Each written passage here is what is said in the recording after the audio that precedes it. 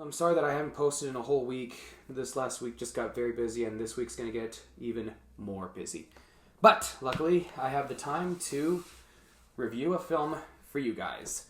Mel Gibson's Bloodfather. Not a movie he directed, a movie he starred in.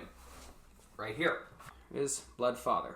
So, I really do think this is Mel Gibson's real comeback. It shows us he still has what it takes to be an action movie actor, as well as a convincing actor. The chemistry between him and the actress who plays his character's daughter, it's really convincing. Do you ever watch a film and you just feel good when you watch it, and you just feel good not because of the theme, but you feel good because of the chemistry? You do. But if there are, and of course there are movies that have terrible chemistry. The most notable one is the Twilight movies. When you watch the Twilight films, I'll never watch that again. I will never, ever in a million years, watch the Twilight films ever again. But if or when you do ever watch the Twilight films, you can tell they're acting, and it's just not worth your time. No, seriously, if you want to see a bad example of chemistry, the Twilight movies. However, you want to see an example of good chemistry, Titanic, Nerve, Bloodfather. You'll know it. You'll feel it in your heart that it's good chemistry. Bloodfather sounds very interesting. What's the story? Well, Bloodfather tells the story about a man named John. That's Mel Gibson. He's a former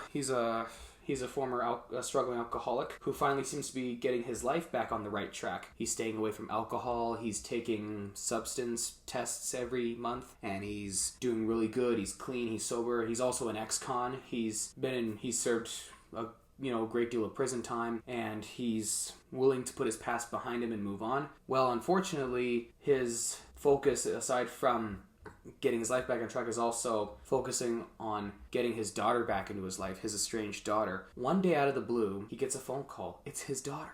What? Well, his daughter is in trouble with gangs, drug lords.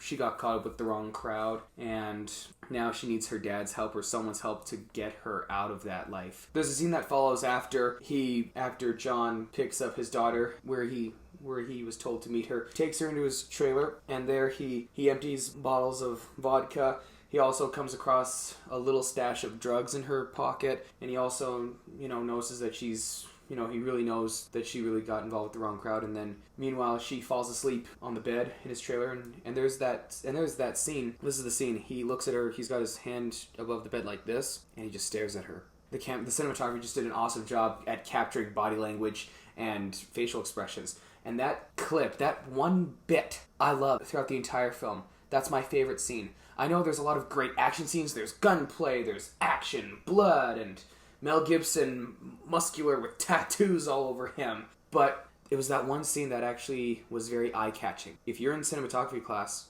or if you're in drama class, I suggest that you watch a couple of clips from Bloodfather, because there are great facial expression scenes. And he's looking at her, and you can kind of guess of course we don't know what he's thinking, but you can kind of guess he's thinking, heavens, what have I done as a father? And yeah, he does have a broken family life. He admits that he was a jerk. He admits he was a substance abuser. He knows he made a lot of sins in his life, but in this movie he gets a great shot at redemption. And I'm actually watching the film. The credits are rolling right now as I'm talking to you guys. Anyways, it's a really good redemption story, and it's also a good Father's Day movie. Really, if you want to watch a father-daughter bonding movie, this is the one. If you're an action fan, of course, fans of movies like Die Hard, Lethal Weapon, of course, that's a film. Mel Gibson's in Lethal Weapon, all 4 films, and I really think it's worth your time on Father's Day. It's a good seasonal film. It's not a movie I'd watch all the time, but it's one of those special once-in-a-while flicks, and the best time of the year to watch it is the month leading up to Father's Day, if not the weeks leading up to Father's Day. So go to the library, rent this film. It's worth your time. I really enjoyed it, and it's worth watching twice, if not a dozen times, before Father's Day.